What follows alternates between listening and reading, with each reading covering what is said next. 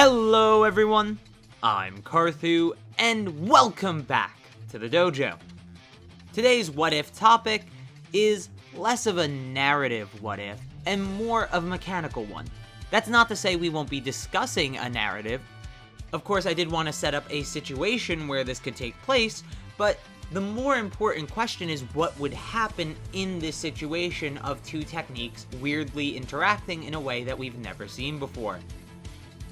Of course, those techniques being the fusion technique, Metamoran, and the change technique by Ginyu. This topic was brought about by a tweet from Swag Kage and the conversation that we had afterwards, so a very big shout out to him. He is a great guy, and if you like Naruto, you should go check him out. But with that said, guys, video intro.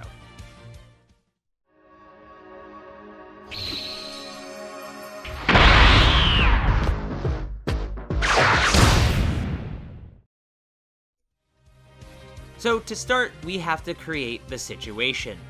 Now, in which situation does Ginyu ever see a fusion? Ginyu is of course someone from the Frieza saga, well before the Buu saga's fusions were introduced to the series.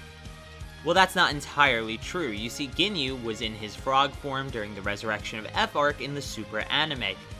At this point, Ginyu would have just seen that Gotenks had taken out Sagoma, so he would have naturally gone for Gotenks in this case if he was quick enough to get to him before he defused.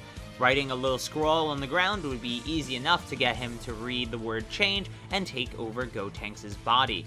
But what happens if you take over a fusion's body? Well, the mechanics of fusion are stated to create a new person in the Daizenshu, literally giving birth to a new being. This is exacerbated by the fact that you get an entirely new outfit when you fuse, and it's not like Potara where you get a single fused outfit of the two that made up the fusion. So this is an entirely new being that we're switching personalities with. Taking that to be extremely literal, the fused personality of Goten and Trunks would now be Ginyu, and the frog would be Gotenks.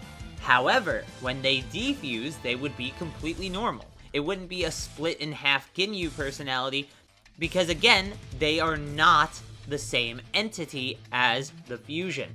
This would mean whenever they say refused back into Gotenks, that Gotenks would remain Ginyu. To put it super simply, Gotenks is now Ginyu, Goten and Trunks stay the same, and the frog is now Gotenks. A weird side effect of this would be that the fused personality could interact with the unfused personalities very easily. However, I don't think that happens in the narrative case, which we're gonna get back to right now.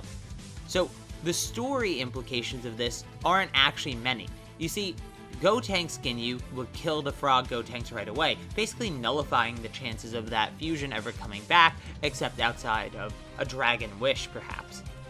Gotenks Ginyu defuses rather quickly, because we saw in the Resurrection of F arc that Gotenks didn't have much time left when he was talking to Frieza. This would actually lead to a situation where the two would no longer rely on fusion to get the job done when they need to do something. Instead, they would go about training and other methods to make themselves strong enough to face foes. They would have to be their own character rather than each other's half of a bigger character, a stronger character, a perhaps better character by some people's own opinions. And so the overall message here, and I know this is fairly short, is that Ginyu is now Gotenks, but he has no effect on Goten and Trunks. This is a very Toriyama wacky way of going about it, as people would probably be concerned. They're defusing, what happens to the boys, what's going on, and they defuse completely normally. They say how weird it was to be Ginyu while they were Gotenks, and that'd be that. They wouldn't be able to refuse, and Gotenks would be a squished pile on the ground, which is kinda scary at the same time for the kids to witness that their fused personality has died. An interesting also side effect of this may be that they still experience things through the fusion's eyes and the fusion's personality, which means they experience the death of the fusion.